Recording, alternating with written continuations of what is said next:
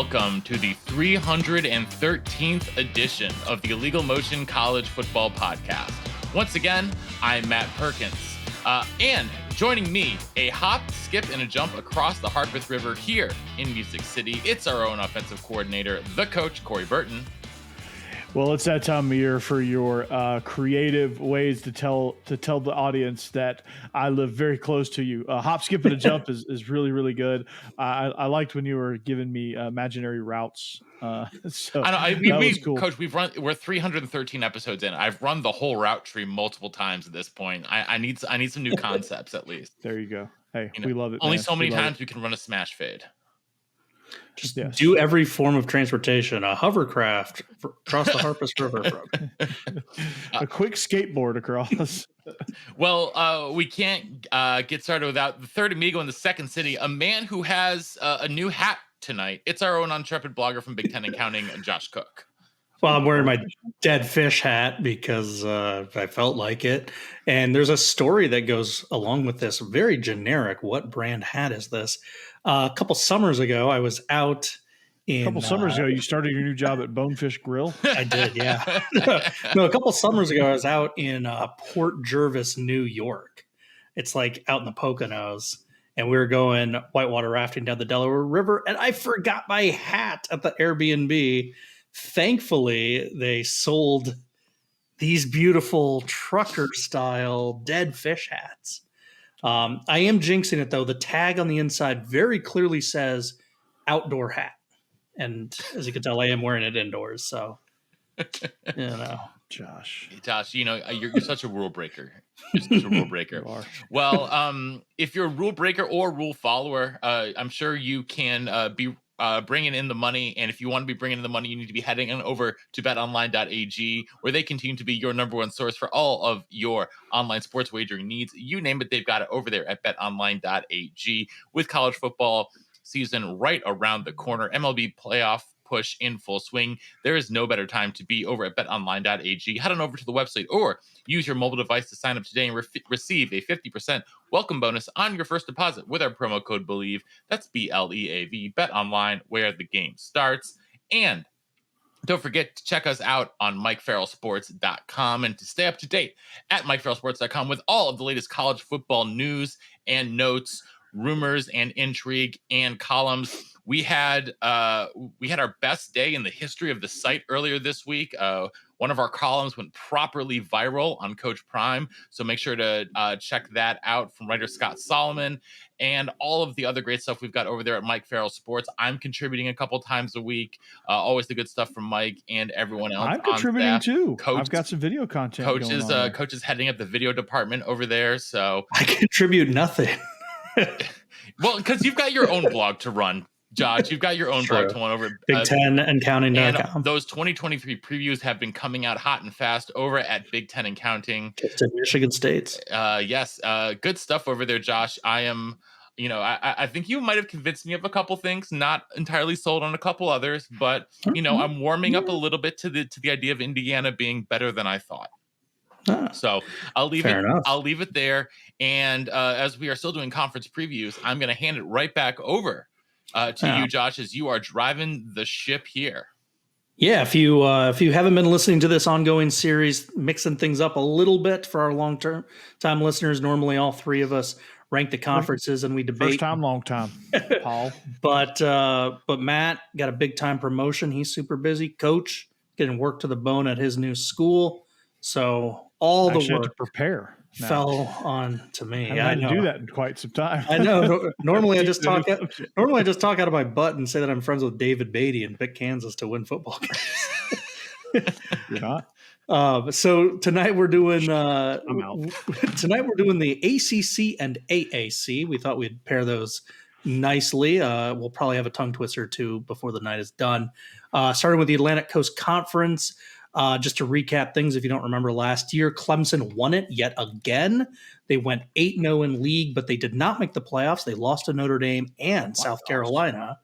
But despite Clemson kind of have a disappointing season in terms of missing the playoffs, the league as a whole, I thought, showed a lot of growth. Florida State had their best season in quite a while. Syracuse, Louisville, NC State, and Wake Forest all won 8 games. North Carolina had a trip to the title game for the second time in like 3 years or whatever. It was a nice run there.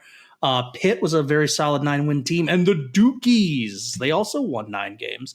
Unfortunately, for the teams that I did not just recap, it's a pretty tough season for a lot of these teams. Boston College was an absolute non-factor. The 2 Polytechnic institutes struggled mightily.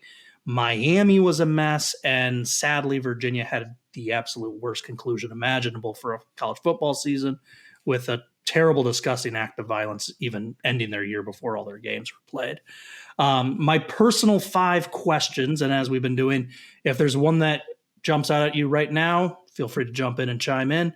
My first question is Florida State or Clemson? Who can win, the regular season title? Obviously, they're going divisionless, so they both can square off again in the title game. But who claims the regular season title? It seems like a popular race for the top 2. I think it's Florida State this year. You'll hear my answer in a little bit. All right, I'm going to go ahead and say it. I think it's Florida State. Nice. The Tar Heels, they have Seinfeld reference right now. They have the Drake. He's back. Are they a legitimate title contender, or will they merely be a title game participant contender, much like last year where, they made the title game, but it didn't feel like a true contender? That one's a tricky one. Yeah. Third question, the Dukies. Can they match those 9 wins from last year or even build on it despite a very challenging schedule? It's a tough schedule. It's hard for them. It's hard for them to repeat. Fourth, Pitt, Louisville, and NC State. They all have really intriguing transfers coming in at quarterback. Do any of those teams click right away and become a true factor in the ACC race? Nope. I like one of those teams. I think I know which one you're going to like. I mean, I like one of them too, and I'm not sure which one. Is it the Wolfpack, who you like every year, Matt? Yep, that's exactly who it is. Of course it is. I had the Wolfpack in the freaking college football playoff last season. And then fifth and final one, Coach's beloved Georgia Tech Yellow Jackets. They hired a new offensive coordinator. They went 4-4 over their last 8 games. Can they actually sniff a bowl game and be eligible in year 1? I will tell you, Buster Faulkner will have them scoring a ton of points. I don't know if they can stop anybody, but Buster Faulkner will have them scoring a ton of points. Not that you have any skin in the game there at all, Coach. No, not at all. None whatsoever. All right. So, as a reminder, no divisions this year in the ACC. So no more trying to remember the Atlantic and the Coastal, which I believe no one actually could remember. So this is just straight up rankings. Whoever has the best record will then face off in the title game. I'm going to pair my first 2 teams together because we're then going to debate it. So I have Clemson 1, Florida State 2. And the reason for this is I actually think Florida State is slightly more talented, but their head-to-head game is in Death Valley. Also, I'm a very defensive-oriented person, and Clemson's defense will be absolutely nasty again this year. I think they'll have the best defense in the conference. And then skill position player we all love, Will Shipley. For Florida State, they could very well have the best offense in the league. They got quarterback Jordan Travis back, running back Trey Benson back. They have a great receiver room, including Michigan State transfer Keon Coleman. Their defense not going to be as good as Clemson's, I don't think, but they only gave up 20 points per game last year. So getting to that first question I had, gents, everyone's picking either Florida State or Clemson. I personally put Clemson 1. I know Coach already has Florida State. Does that mean I get to cast the tie-breaking vote? Who do we have winning this whole thing? Florida State. I've got Florida State, and there's a couple reasons for that. Yes, I do believe that Clemson has the best defense. I believe that Clemson's linebackers are the best linebacking room in the entire country. I think that their defensive backs are also outstanding. They've always got good defensive linemen. That being said, I still don't think they have a semblance of an offensive line near what they've had in the past. That has been a problem for them for the past couple of years, and I don't think they've done enough to address it. On the other hand, Florida State has gotten better offensive line. You talked about Keon Coleman transfer. You throw him in the mix with Johnny Wilson, some of the tight ends that they have there. They have just giant guys running around and catching balls everywhere all the time for Jordan Travis, who can run around a little bit himself. And the biggest thing for Florida State on that defensive side is that Jared Verse did not go to the NFL draft. He's arguably the top pass rusher in the entire country this year. I've got Florida State making it and winning the ACC. Yeah, I mean, Matt, I couldn't agree with you more. I mean, I don't know. I can't remember if you mentioned Jaheim Bell, but I think he's going to be a huge factor on that offense as well. I mean, if you, in this league, if you have a good tight end threat that can patrol the middle of the field, well, they've got two in him and Kyle Morlock, both. Exactly. So I think if you have those two guys that are weapons in the short, intermediate, over the middle, it opens so many possibilities for guys like Keon Coleman and that whole receiving core, which if I named them all by name, they take up the whole show. So one thing that hasn't really mattered in these matchups is home field. Like I think every game they play just about is very good. Like, and it comes down to the wire either way. Will Death Valley come into play here? I don't really know. Florida State's extremely explosive, and I'm not real sure that Clemson can hang with them this year. All right. Well, my third place team should be pretty explosive. It's North Carolina. And, I think we got distracted last year's with that terrible defense that gave up 30 points per game. They had a terrible offensive line that gave up 40 sacks. They lost their last few games. I think lost in that is the team started 9-1. And they have Drake May back under center. He is joined with just a silly amount of talent at the skill position. But the reason why I don't think anyone has them cracking the top two is that defense and the offensive line. They do have 8 starters back on defense at least. Coach, the Heels avoid Florida State and host most of their tough games. Can they realistically play a spoiler, get to the title game, even if they lose at Clemson? If they lose at Clemson, that's going to be for a spot in the title game, I think, because their home slate is very, very favorable. I mean, Minnesota, Syracuse, Miami, Virginia, Campbell, and Duke all at home. They're on the road the last 2 weeks at Clemson and at NC State. Not great games to end the season with on the road, but overall they have a very favorable schedule. I think they can run the table if they in their ACC slate. If they can beat Clemson, they've got a shot. And I think offensively they're very explosive. I love Drake May. I'm surprised he didn't go to the NFL draft. He may have been the second quarterback taken. Well, he was ineligible. He couldn't have gone to the NFL draft. I know. I said I wish he could have. I think you said I think you said you were surprised that he didn't. I was like, I didn't think you could have. Yeah. No. I wish he could have. I probably did say I was surprised he didn't, but what I meant to say was I wish he could have. But it's just defensively they're going to have to improve some things down the stretch. I think they allowing 30 points per game is not going to cut it against Clemson. Not optimal. I mean, maybe against Minnesota you can do that, but they have 8 defensive starters back on a defense that gave up 30 points a game. I don't know if that's a good thing or not. Maturity, experience. But you have maturity and experience on your side, so I don't know. Maybe they can make a run. I like this North Carolina team. I think Florida State and Clemson are two really strong teams, and that's going to be hard for them to crack that top 2. Well, we mentioned that North Carolina hosts most of their tough games outside of the Clemson game, and one of those games they host are the Dukies, who I have 4th. They have 17 starters back, which is crazy, including a really talented quarterback last year, Riley Leonard. I like Riley. But I mentioned their schedule. Being a lot tougher in those top 5 key questions.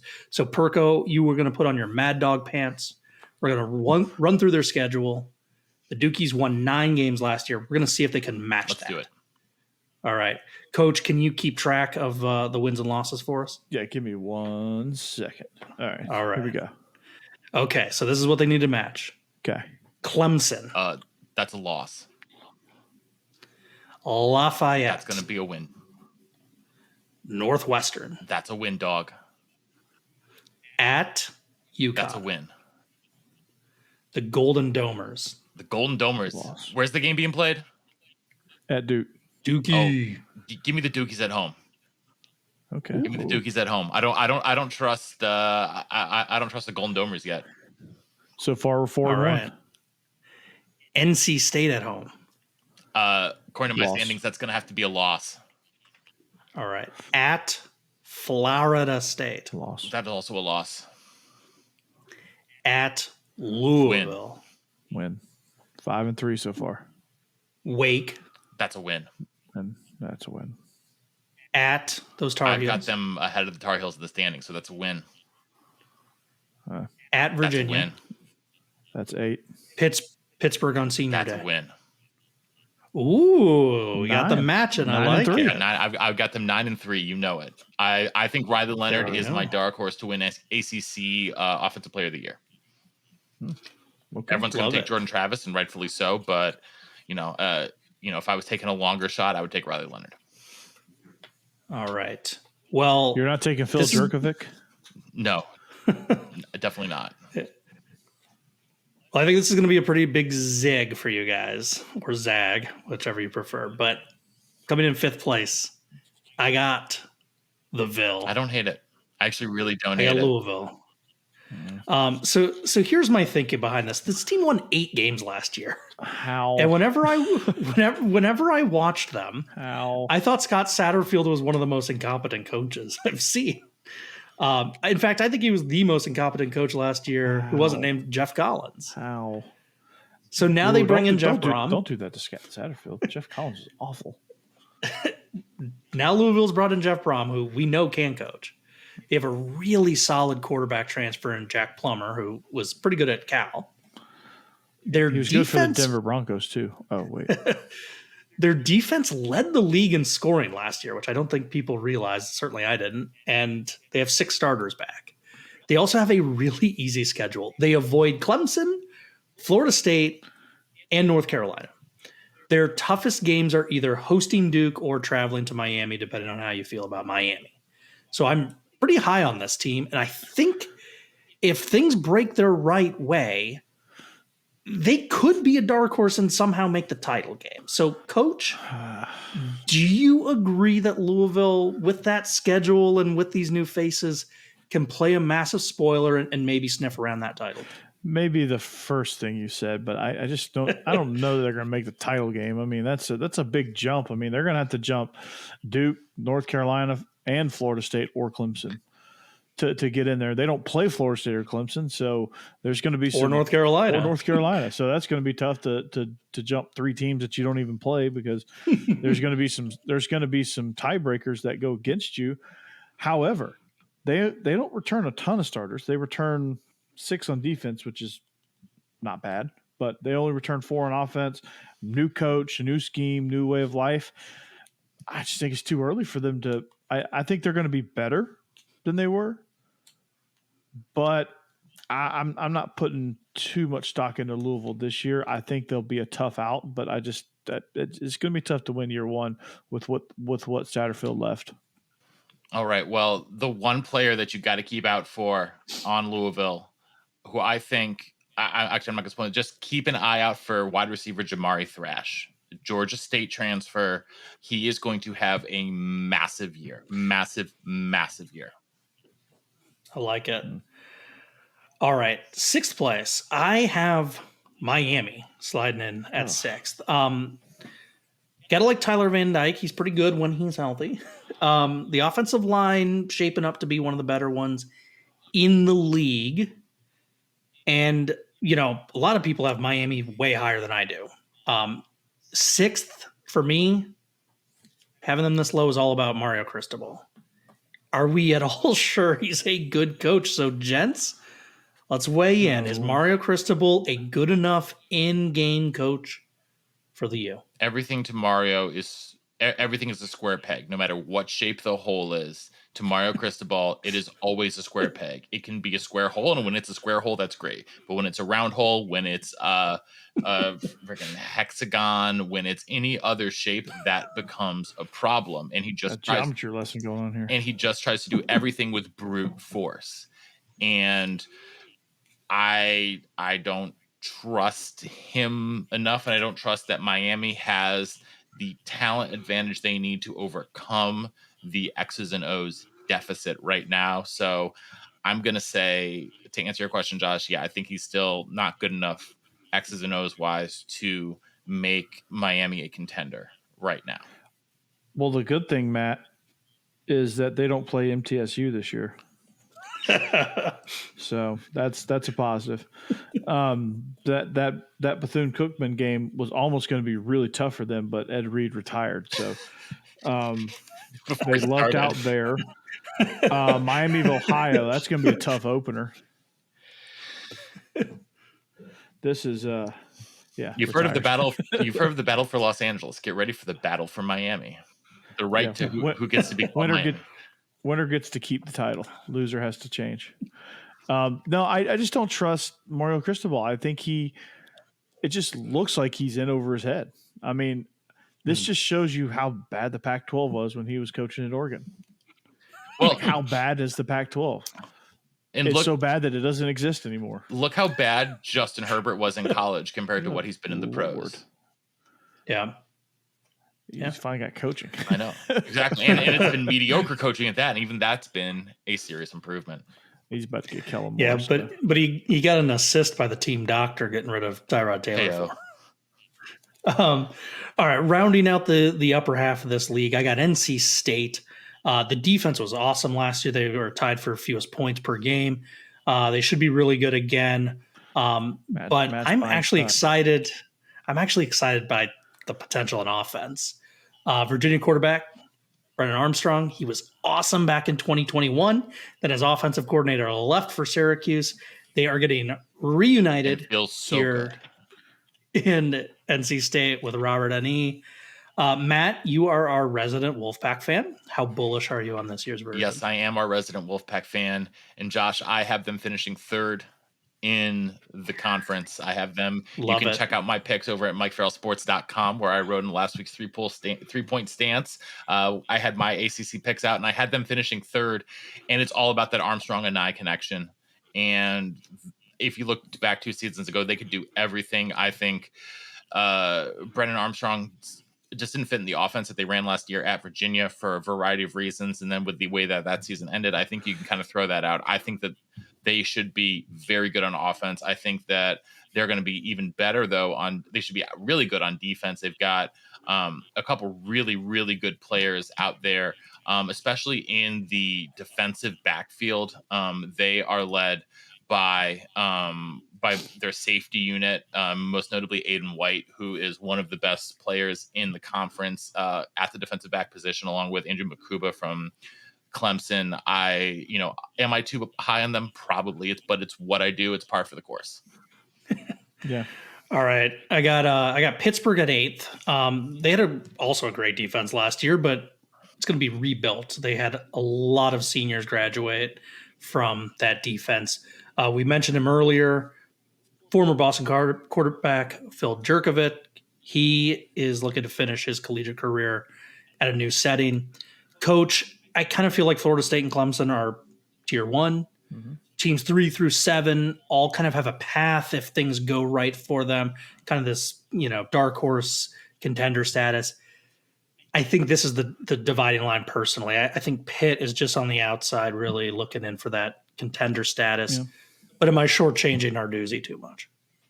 No, you're not. I think you're getting it also ran another version of JT Daniels at quarterback with Phil Jurkovec.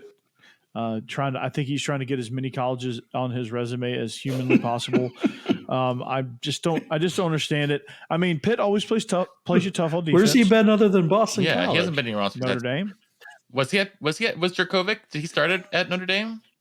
I think he signed with Notre Dame out of high school, didn't he? Oh, I'm going to trust you on that one, Coach. I'm pretty sure. I feel like yes, he has. did. No, Coach is actually correct. Coach, he did his freshman year at Notre Dame before he went to BC. Yeah. Well done. He got beat out. He got beat out by Book, I think, and transferred. Nice. I think good memory. Yeah, and then because I remember talking about him as a transfer to Boston College because Matt was like, "Oh yeah, we got Phil Jerkovic from Notre Dame." Yeah, because I actually root for Boston College. Boston College fan. Yeah, you went to their football camp. That's Matt. Undisputed fact. You personally buried the hatchet because of Phil Jerkovic. Yeah. It wasn't because of Phil Jerkovic, but yes, I did. I did bury the hatchet, but for other reasons. I'm going with that. Okay, sure. Why not? Okay, so no, what I like about Pitt though, I mean, they're always tough on defense. They return probably they return 12 starters, 6 on offense, 5 on defense, plus a kicker, which is always good. I really like wide receiver, and I'm gonna butcher this name, but Kanata Mumfield. I think I got that right. That is correct, actually. Did I get that right? Yeah. Okay, sweet. I couldn't say his name, but I like the way he plays. Listen, at least Israel Abanaconda has graduated, so you don't have to deal with that anymore. That is very true. But they have Gavin Bartholomew at tight end. Bub Means. There's some names on this squad. I like it. MJ Devonshire. That sounds very British. Earl of Devonshire. Yeah, very British. I mean, Narduzzi is trying to win. I don't know if he's going to win the ACC, but Scrabble, I think he has a good chance. But they host Florida State, which for some reason in November at Pitt is just not easy because I don't know, because it's Pitt in November and people are more worried about the Steelers and that stadium's empty. So I don't know. I just don't. I think I think you're right. They're right on the bottom looking in. They're going to be a tough. It's going to be a game where when you play Pitt, you're going to feel it the next day and the next day after that. And you're going to be like, I'm glad we're not playing them right now.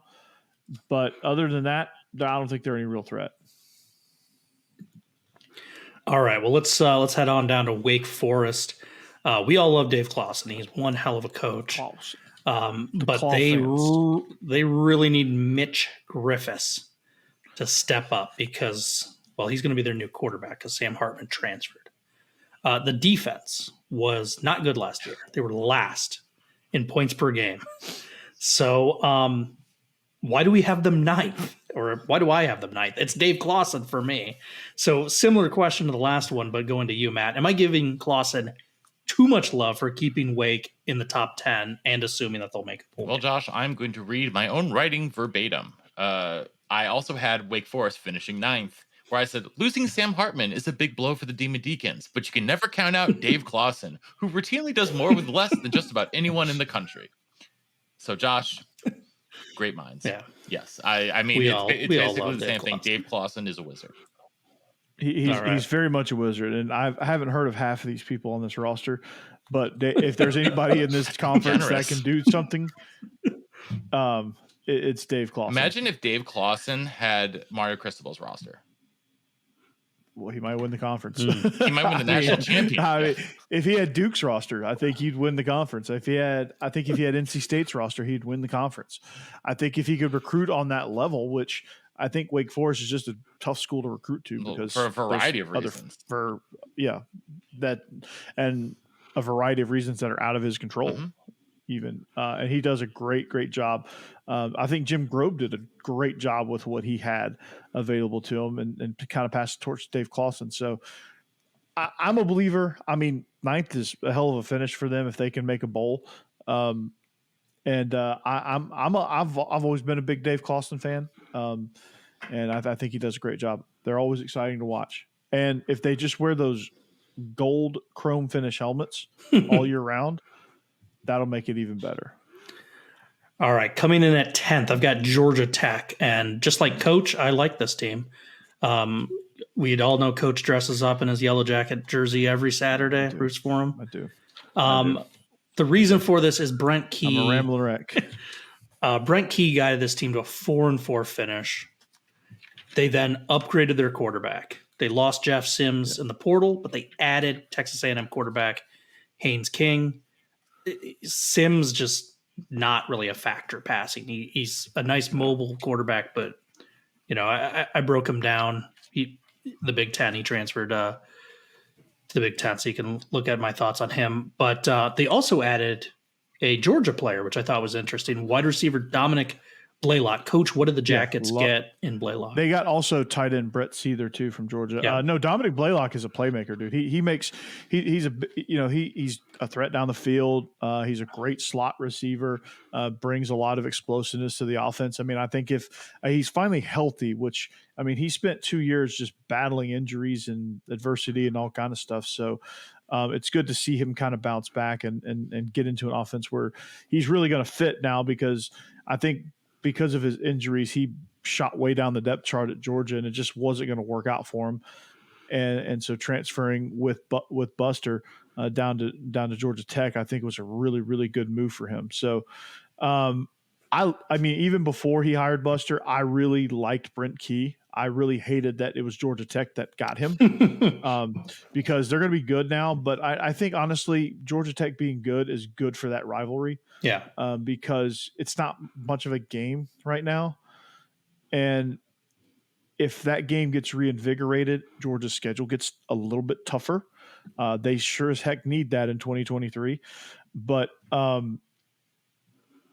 think it's good for Georgia Tech to be good, honestly. Not necessarily rooting for them. And of course, now I have a family factor there too. So I have to root for them. Because, you know, I think they're going to do a great job. But defensively, I kind of worry about them. I don't know if they're going to be able to stop anybody. I watched their spring game because I'm a nerd.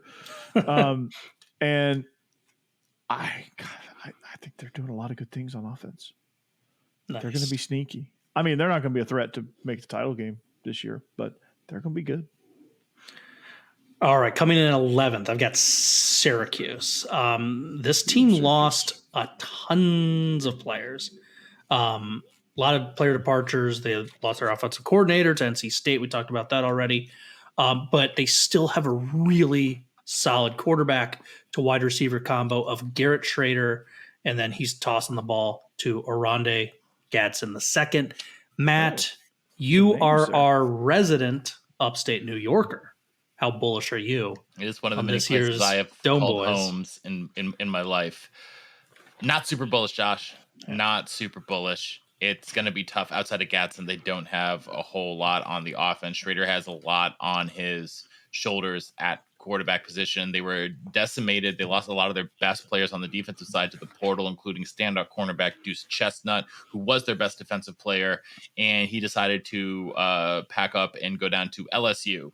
So they are looking. They still have a lot of questions on the defense, especially in the back seven, and that worries me. So they got Miles Farmer from Nebraska. Yeah, that's not gonna. I don't think that replaces though. What they lost. They'll be. I mean, they'll be okay. I think in the Georgia Tech, Wake Forest, Syracuse is sort of like. I think those three teams are probably a very good complement to each other there, ahead of the bottom three. Yeah. But I think, you can. None of those three teams are going to make big waves. They might make a little noise here and there, throw off a random upset. They might, get one of those second tier teams that you talked about, Josh. They might be able to get one of those on a given Saturday, but they are not going to be routinely in it to be in that second tier. All right. Well, bringing up the bottom tier, you just alluded to it. 12th place, I got Virginia Tech.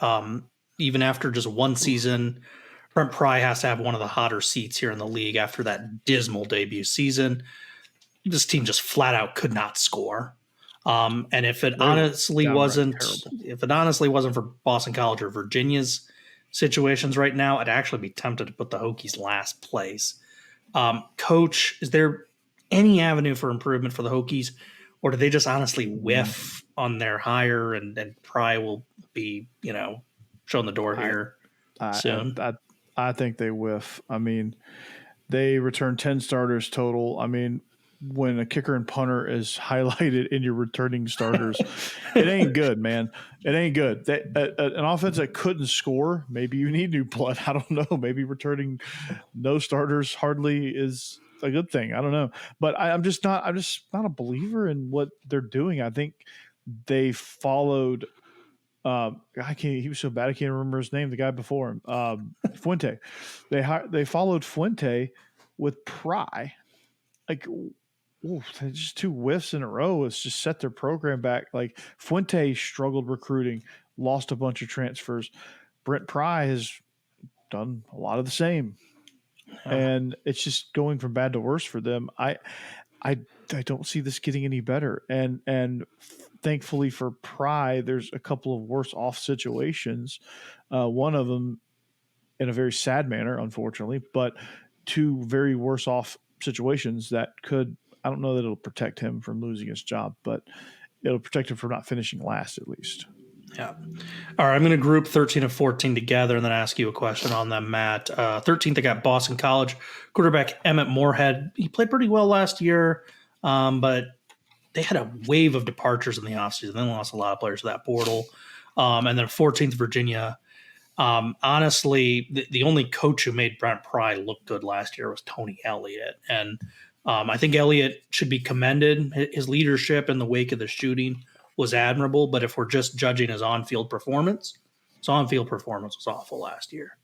So, Matt, is there any chance BC or Virginia surpass these dismal expectations and kind of sniff a bowl game getting around like 5-7, 4-8 type thing? Only way that happens is if Boston College's offensive line comes back to what we thought it was going to be or in what it was a couple of years ago. Now, the return of Christian Mahogany, who was their best offensive lineman last year and missed the entire year with a preseason, I think, ACL tear. If he's back in 100%, he should anchor that line and that unit. But again, they just don't have the talent at the skill positions to really compete. I'd say it's BC ahead of Virginia. Virginia, I literally, they might win 1 game. Like it's not going to be, I think, all that pretty for the Cavaliers for the litany of reasons that you have outlined. So I probably might flip-flop BC and Virginia Tech, but besides that, man, it's not. It does it really matter? No, but that's the thing. It doesn't matter. It genuinely doesn't matter. I don't think any of these teams are making a bowl. I don't. I think Tony Elliott, had the shooting not happened, he may have been fired a lot sooner. For his on-field performance. So he, didn't lose his job there, but it's going to be very close for him. Boston College, I just don't know what to say about that. I don't really know where to go with Boston College, to be honest with you. I'm then don't. kind of at a loss with them. Then don't. And I'm not going to. All right. I'm just not. These teams are just terrible. All right. That's the reason why people hate the ACC. Throwing a few accolades out there. So champion, I'm taking the defense wins champion viewpoint and taking Clemson, but Florida State's right there with them. I think this is a 1A, 1B situation. Yep. My offensive MVP, UNC didn't stop many people last year, so I think Drake May is going to put up some insane stats, so he's going to be my offensive MVP. I'll take Jordan Travis. I like that one. Coach, you have a pick? I mean, I want to go different, but I'll take Jordan Travis. All right. My defensive MVP. Well, Clemson has about 11 nominees that you could make.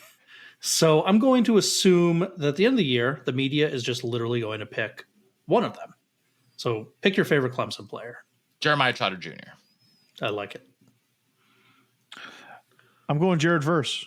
He's not a Clemson player. I'm going Jared Verse. Good one, though. That's a good one. All right. My coach of the year, repeating to 8 or 9 wins. Got to give it to Mike Elko at Duke. I've got NC. A solid choice. I've got NC State finishing 3rd. It's Dave Doran. Love that one. That's a solid choice, but I got UNC finishing 3rd, so I'm going with Mike Norvell because he wins the conference. I thought you were about to say Mac Brown. Yeah, I thought you were about to say Mac Brown. I was about to. I was setting you guys up. I like it. My newcomer, because I have Louisville being pretty good this year, Jack Plummer. I've got his teammate Jamari Thrash. I've got Brennan Armstrong. Is that really a newcomer? Is he really? He's on a new team though. But he's still within the same. He's still within the same conference. He's not a conference newcomer. Are we saying conference newcomer? I mean, like that. I mean, he's on a new team. It's implied, I think, conference, but I like the pick. So I mean, can't I mean? Why not? I don't know. Well, you know what? I'll allow it. I'll allow it.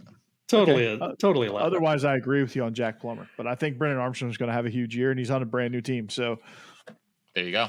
All right, my first fired. I think there's going to be a lot of carnage in this league, but I'm going to start with Jeff Hafley. I think Boston College, Jeff Hafley, part ways. He's my first fired, but there's a very good chance Dino Babers at Syracuse joins him. Very good chance Brent Pry from Virginia Tech joins him, and a very good chance Tony Elliott from Virginia joins him. Yeah, I think both Babers and Hafley are gone for sure. I think if Babers was going to be gone, he was going to be gone like the last 2 years. True.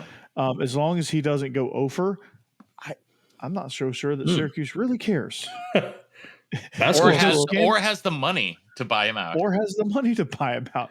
There no scandals. They're like, okay, we're cool. Make a bowl game every third year. Make a bowl game. We're cool. We're focused on basketball, Dino. You're fine. Brent Pry, nah, he gone. Tony Elliott, sorry, bud. And Jeff Hafley, yeah. All right, tying a bow on the ACC. We've talked a lot about Florida State and Clemson. Either of them making the playoffs?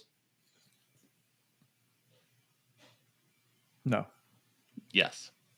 Ooh. All right. Florida I like State that. makes the playoff. I like that. All right. Well, that concludes our Atlantic Coast Conference. So if you just got to work, you can pause us now and go enjoy your work day. And we're about to do the American. Episode 1. And the American will come next. And it comes now. Perfect. And all right, we're off to the AAC. And flip to side B. To recap, last year was all about our lovable boys. Tulane, baby. They did it. Hell yeah. The green wave. Everything clicked for them. They won the league last year. They bested UCF and Cincy, who were both now departed in the Big 12. Houston also left. So with those teams cleaned out, it feels like an amazing chance for the Wave to repeat. I just listed the clubs who left, but a whole bunch joined. So in case you missed it, the American welcomes in alphabetical order Charlotte, Florida Atlantic, North Texas, Rice, UAB, and we love them. Meep Meep, the Roadrunners. Those teams are in. My questions for this league. Cincy, you might remember Cincy.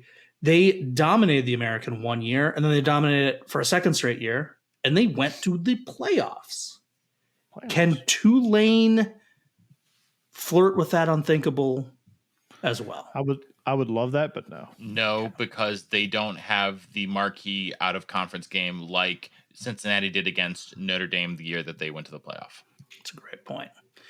All right. Question number 2. Memphis had a nice stretch recently, but last year they really faded from the pack. Now with a new look league, does Memphis rebound? Might hover in the middle, maybe. All right. Question number 3. Can a new face not named UTSA contend? UAB? Ooh, I got UAB pretty low. Trendilfer, baby. He's all in. Number 4. How can we make this happen? Don't talk about his coaches. Number 4, how can we make this happen? How can we get SMU to wear their beautiful blue uniforms against Florida Atlantic's beautiful Miami Vice themed uniforms? Got to make some phone calls and get Matt is well connected down there, so and get our friends at College Football Reddit to really make that happen. I feel like they are the groundswell for all great things that happen in college football these days. All right, and 5th and final one. USF had one of the all-time worst hires ever. It was a disaster. So bad, in fact, I was reading something that UCF has already signed like double-digit kids from the state of Florida in one recruiting period. They couldn't even accomplish that under he who shall not be named. Can you see it? Yeah. No, I've got him named later in the show. I mean, it was. it was Jeff Scott. He was. Yeah, he was pretty bad. Terrible. It was pretty bad. All right. So, can they show any signs of life? That's what I'm curious about. No. All right. Definitive. Only if they throw away those god awful neon green heinous uniforms. Those are awful. Oof. Those are awful. That's cruel. Tell and Michigan unusual State to take punishment. note too on that when they break those same ones out. Yeah, that's cruel and Cruel and God unusual. forbid it. God help us all if they ever play each other. Oof. Where That'd be the opposite of SMU and FAU playing. This conference is also divisionless, so we'll just run right through them. I am joining literally every other prognosticator in the country with Tulane as my first place team and champion. Michael Pratt, their outstanding quarterback, he back. They have the conference's best offensive line in front of him. They do have a few replacements that they need. The defense is going to have a few new faces. The receiver room is going to have a few new faces. And their outstanding running back, Tyjae Spears, he graduated. So those things might keep Tulane from going undefeated for the whole year. But with the brain trust of Pratt, Coach Willie Fritz, I don't see a reason for not picking Tulane. So, gents, are either of you doing the unthinkable and not putting the Green Wave in your top spot? I mean, some crazy stuff has happened, but no, I think Tulane just they're established. Willie Fritz has done a great job just building that program slowly and getting them to the point to now where they can be sustainable in the American Conference. And I really love what they do at offense. They've got an experienced quarterback, and that's dangerous for somebody like Willie Fritz. Yeah, it's hard not to choose the Green Wave. All right, let's head down to the Riverwalk. Second place, I got UTSA. They have quarterback Frank Harris back. He was outstanding last year. The receiver room is going to be really good. That is even factoring in Zachary Franklin transferring over to Ole Miss. They still have a deep receiver room. They have 7 starters back from a defense that was fantastic last year. Coach, the Roadrunners, they welcome in a new offensive coordinator. They hired Justin Burke in the offseason. What are the challenges of being a new signal caller when the offense has so many pieces back already? Well, it's really just kind of trying to fit your wrinkles into what they already do well, because they have so many starters coming back and so many pieces and so many weapons. I think you just got to kind of figure out where things fit and how to incorporate what you want to do into there. Now, part of this hire was probably predicated on Justin Burke's keeping a lot of things and a lot of concepts in place that these players are good at. So I think that was probably a key caveat as to why that I think they're going to have success. You got to, like I said, an experienced quarterback goes a long way into making a play caller right more times than not, because a good quarterback will make up for the 25% of the time that the offensive coordinator is a blubbering idiot, which happens. If you have a good quarterback to bail you out, you certainly look like a world-class offensive coordinator for sure. So I think they'll be fine. I think they'll be great. A lot of experience is what I really like. I think they're going to make it tough for Tulane in this conference. And they get Tulane at the end of the season. They're on the road, so that'll be a must-watch game. Hopefully, if the Roadrunners can maintain an undefeated schedule up until then. All right, third place, I got Memphis. We have another great quarterback worth mentioning. That's Seth Hennigan. They also picked up a really good transfer at running back from Old Dominion. They got Blake Watson in there now. They also have 5 starters back on that defense. Matt, 4 of Memphis's 5 league losses last year were by single digits. Do you think they flip that luck around and compete for a spot in the title game? Yeah, actually I do. I really do. I still think that enough of the infrastructure is there for them to be a highly competitive team and finish second to Tulane. Ooh, second. I like that. All right. Fourth place got SMU, the Ponies. We love their uniforms, but do we love this team? We know that Mordecai transferred because we talked about that with Wisconsin. They also lost Rashee Rice, but they have a quarterback that they're pretty high on. Preston Stone, he got some action last year. The staff's been loving him all offseason, which, I mean, what coach doesn't hype up their players? But they seem pretty confident that they're going to have a solid offense yet again. But that defense, they gave up almost 34 points a game last year. Coach, For me, SMU feels clearly a step down from that top three. Where do you have those Mustangs? I mean, I have them competing for that top three spot. I think November 18th at Memphis is going to be a pivotal game for them to kind of make a jump and say, okay, we're going to be in that upper echelon in this conference. I think their schedule up until then is not all that challenging. They have a road game at Oklahoma and at TCU. Obviously, those are going to be challenges because those are not iron skillet.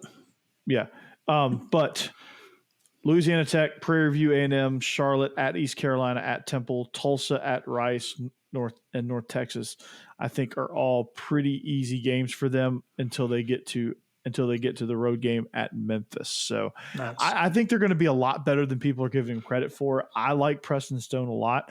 He's just about as good as Tanner Mordecai. I think they're not going to see a big drop off there. What I worry about is, I mean, they returned 6 starters on offense, so I don't really worry about that, but not many of those starters are offensive linemen, so that's probably a cause for concern. But again, I think Preston Stone is more than capable of running this offense for sure. Defense is a big question mark, big red flag for this bunch. All right, 5th place, I got Florida Atlantic. They have former Nebraska and Texas signal caller Casey Thompson coming in. That's a huge get for the Owls. 3 offensive line starters are back to keep them upright. And we know that all things considered, Tom Herman knows offense. The defense, though, not going to be as settled. Matt, I want you to play a prediction game. We saw UCF rise as a program going from smaller conferences, working their way up to the AAC. Told you we'd have one slip up. The AAC to having huge success. That got them to the Big 12. They are a huge public school in Orlando. FAU is a huge public school in Boca Raton in the Miami area. What kind of similar paths to success do you think FAU can find over the next 5+ years? I mean, it's there. We've seen them win before. In the relatively recent past with Lane Kiffin, they were able to have a very strong offense and win, at least for a couple seasons straight, and do very well at it. And it is not, out of the realm of possibility for them to follow a similar path. I mean, we just saw their team make the Final Four in basketball. I mean, yes, that's a little bit flukier, but still, you can see that happen. I think the biggest issue that they're going to face is climate change, because they're in Boca Raton, right on the ocean, and I think it's more likely that they have to move the campus somewhere else because of the issues of the geography of South Florida than anything else. All right. Well, my 6th place team probably won't have to move their campus because Denton, Texas ain't nowhere near the Gulf of Mexico. But I got North Texas 6th.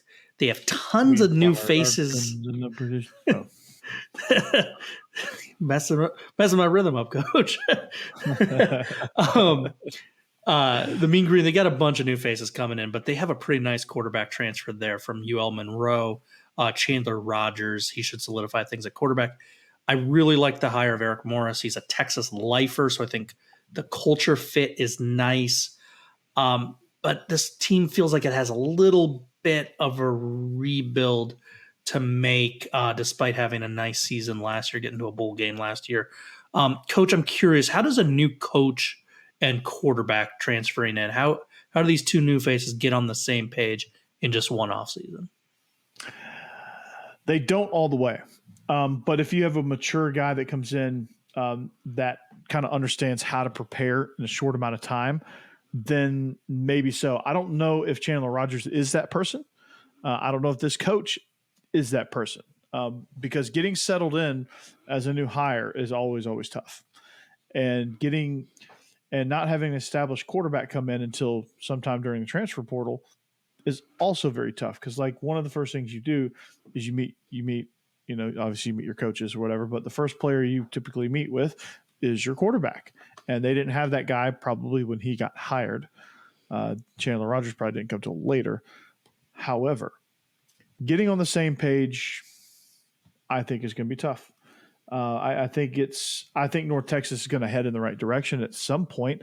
I think you'll notice about mid-season, maybe we'll call it October 14th, October 21st. They have 2 games against Temple and at Tulane. After Tulane and Memphis and UTSA and at SMU. That is a gauntlet right there. But I think after those 4 games, you'll kind of know where they're at. If they're getting their brains beat in, then obviously things aren't going well. Things didn't go well. But I think you'll see a switch turn if they're on the right page. You'll see a switch turn somewhere down that stretch to where you're like, okay, this North Texas team might be for real. Not this year, but they might be for real. So I'm going to hit pause on that one. All right. In the 7-hole, East Carolina, this is one of our beloved teams going way back. And the good news for the Purple Pirates is they won 8 games last year, their best season in quite a while. The bad news is most of those skill position players are gone. Only one offensive line starter is back, and the defense wasn't very good last year. Matt, what's the ceiling on our original random team that we all loved? 6-6. Like I because of just all of that talent loss, I am not super looking forward to a lot of games this fall for our beloved Purple Pirates. I think it could be a long fall. I'm surprised you even have them as high as 7th. Well, the teams behind them have a lot of question marks. There's a lot of question marks at the bottom of this league. Yeah. Yeah. All right. 8th place. I got Temple. And being a good Iowan, I, of course, love Kurt Warner, which means by extension, I love Temple quarterback EJ Warner. He has tons of receivers back to throw to, so he's going to put up some absolutely insane numbers. But my God, the defense was atrocious last year. Coach, looking at Temple's schedule, there are 6 games that I think they have a very good chance of winning. Do you think they can sneak into a bowl game? Where do you see this Temple team stacking up? Well, you mentioned their offense is going to be pretty explosive, and their defense is going to be explosive for all the wrong reasons. So let's look at their schedule. Okay, so let's look at the wins. Okay, Akron, we think that's a win. Yeah. At Rutgers, probably not. So that's 1-1. Norfolk State, I like 2-1. Miami, 2-2. At Tulsa, so that's a question mark. Yeah, Tulsa, just foreshadowing. I got them 9th. So that could be a win. Yeah. UTSA, that's a loss. At North Texas, probably a loss. Yeah. SMU, loss. Navy. I got Navy 10th. Probably a win. At South Florida. I got South Florida 13th. So probably a win there. At UAB and at Memphis, or at UAB hosting Memphis, I think those 2 are losses to end the season. So, yeah, they could sneak into a Boca Raton R&L Carriers Gasparilla Bowl. All right. I like it. Weed Eater Bowl, whatever. They could. I'll take it. They have a chance. Yeah. They have a chance. They're going to have to win every game 65-62, but they have a chance. All right. It's well, like arena football. Hey, that's where Kurt made his name. So we becomes full circle. Yeah. So we mentioned Tulsa. I got them 9th. They surprisingly have kind of a nice skill position set, but kind of a nice quarterback. But I don't think the offensive line blocked a single person last year. They were truly atrocious. They were one of the worst offensive lines in the entire country. They only returned 2 starters there, so maybe that's not a bad thing.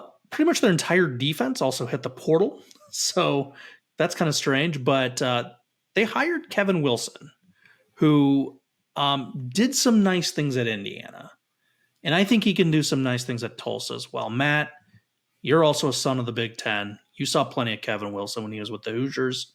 What are your thoughts on him? Hold on, Matt. I'm looking at this. I'm gonna add this to questions that you're going to answer here. I'm looking at this Lindy's magazine here because I had to cheat to look at Tulsa's roster, but their defensive coordinator position is still listed as open. Yeah. At the time of publication. Well, all right, go. Send them your resume. I might have to. I mean, that would be a reverse Matt Patricia situation there. Yeah. He was the OC last year after being defensive coordinator his entire life. I mean, Josh. What? I mean, Kevin Wilson. I mean, is he? They're going to throw the ball a lot. They're going to throw the ball a whole. You know who their OC is, right? Also open. Is that TBD as well? I was going to say. No, it's Steve Spurrier Jr. Well, is it really? Got to coach him up. It is. So they're going to have multiple quarterbacks throwing the ball around the yard a whole lot. Someone getting really angry on the sidelines occasionally. Fun and gun. And I mean, it's going to be a lot of points. It's going to be like Temple. I think both these teams, big offense, no defense. All right. Well, a team that's going to flip that script is number 10 Navy. They had a really good defense last year. They should have an awesome defense this year again. But they're going to have a ton of new faces on offense. I mean, like a ton. And they do plan on keeping the triple option, though. So, Coach, I got an offensive coordinator question for you. All right. All those new players on the Middies offense. Is it harder for an option team to find their timing or a different offensive style? In this scenario, a different offensive style, because the coordinator that's coming in is coming from Kennesaw State. And you know how Kennesaw State played under Brian Bohannon. Mm-hmm. Like, you know how they were clicking, right? So I feel good about this Navy team, actually. I mean, there's some good teams in this conference, but I don't know if I have them above 7th, but I mean, they're somewhere in that range. But I think they're going to be okay because they're not going to fall off scheme wise. I think they actually upgraded their offensive coordinator, to be honest with you. I think he's better at calling this offense, and I think he's going to bring this offense as close to the new age as you can get this offense. But there's going to be some things in there. You're going to see Kennesaw State now in the AAC, which is a different brand of the same offense, but it's a better brand, I think. All right. 11th, I got Rice. The Owls, they went bowling last year. Then they added JT Daniels at quarterback and Luke McCaffrey at wide receiver. They have 7 starters back on defense. Unfortunately, the defense was really bad last year, so good news, bad news thing there. My problem and the reason I put Rice 11th is I don't think their depth is up to snuff for being in the AAC just yet. And we know that JT Daniels has a pretty lengthy injury history, and if he goes down, they're probably going to be screwed. So, Matt, with that in mind, what injuries is JT Daniels suffering this year? Well, now that he lives in the state of Texas, he is going to be wearing boots with spurs, and he is going to trip because he's not used to wearing boots with spurs. Not boots with the fur. He's our age, so he's definitely used to the boots with the fur. Not used to the boots with the spurs, however. And because of that, he's going to trip, and he's going to lacerate his arm his leg on the spurs so badly that he cannot play and gets a 17th year of eligibility. Ooh, I like that. All right. Why are we so mean to him? He had the tight Wrangler jeans and the boots with the spurs. Oh, God. The whole barn was looking at her. He hit the flow. Next thing you know. Oh, God. I don't even know. How are we going to bring this one home, Coach? Well, he hit the flow. Cut his arm for show. Can't throw no mo. We can be really terrible sometimes. Right. And that'll do it for illegal motion. This is a college kid we're hammering. Granted, he's a 35-year-old college kid, but he's a college kid. He's real life Van Wilder. All right, I think he's trying to play in every conference in all of Division One. I'm just going to group 12, 13, and 14 together, and then ask you guys a wrap-up question. So I know Coach is kind of high on UAB, but I got the Blazers 12th. They had tons of talent hit the portal, and Trent Dilfer, he's never coached before, so I got questions. South Florida 13th. Talked about him before. Jeff Scott was an absolute embarrassment last year. He couldn't recruit. He left this team completely barren. This is clearly a multi-year rebuild. And 14, Charlotte.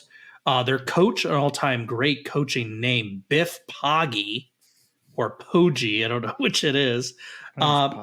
He's been fired up in media and press conferences. Fantastic. He's been fantastic. He's been calling out the lack of respect everyone's been giving Charlotte, us included. But there's a reason for this. Charlotte won just 3 games last year and are now in what is on paper a harder league.